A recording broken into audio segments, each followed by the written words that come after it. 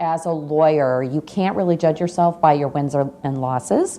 You have to judge yourself by your time and dedication to the right causes. And certainly that's what my students do every day.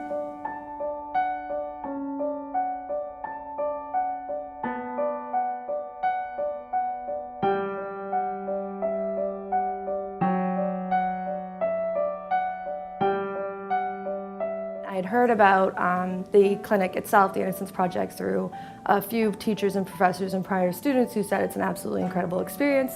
So that's how I got involved. I attended an IP exoneration event at my undergrad school, and I became immediately interested when the exoneree spoke about the Innocence Project, what they do, and how they helped obtain his innocence. I came to Cooley interested in the Innocence Project. That was the reason I applied.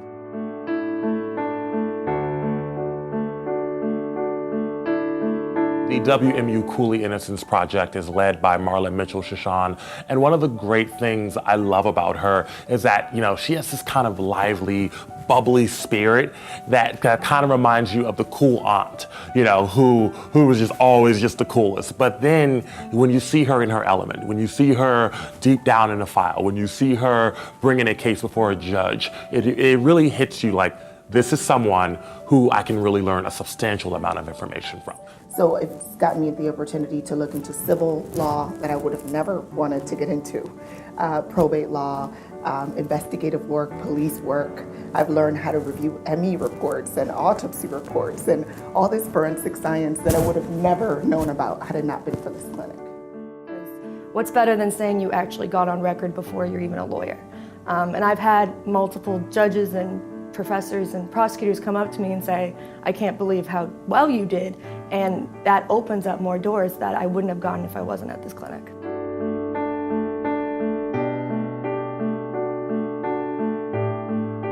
I feel that I try to do the best job I can every day, and I try to teach my students that's all you can do.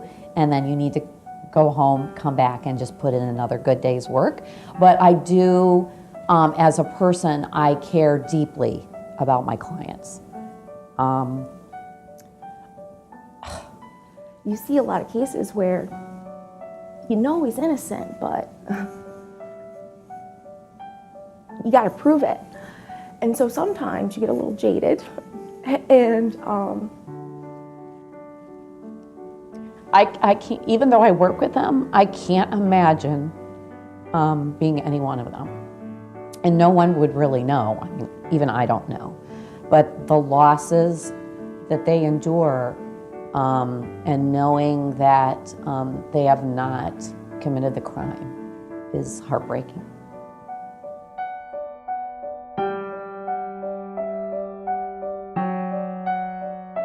There was tears, then we were laughing, and then we were crying, and then we were all laughing again. So I think it's a whirlwind of emotions. To see him walk out was absolutely breathtaking, and you don't even understand the full extreme of it until you actually start talking to him.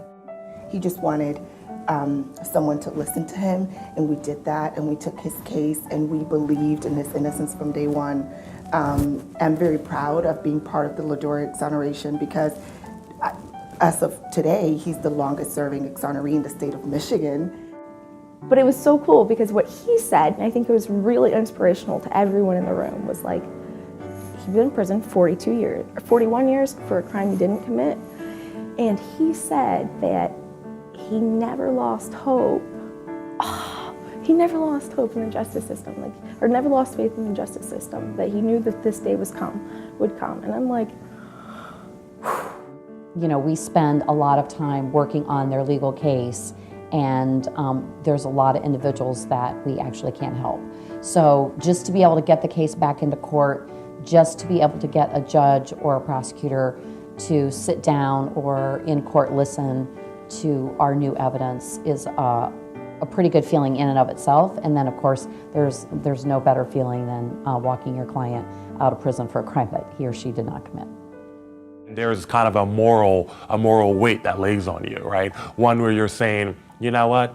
Because of this program, because of what WMU-Cooley has done and continues to do in regards to the Innocence Project, I think I might some way leave my mark on the world.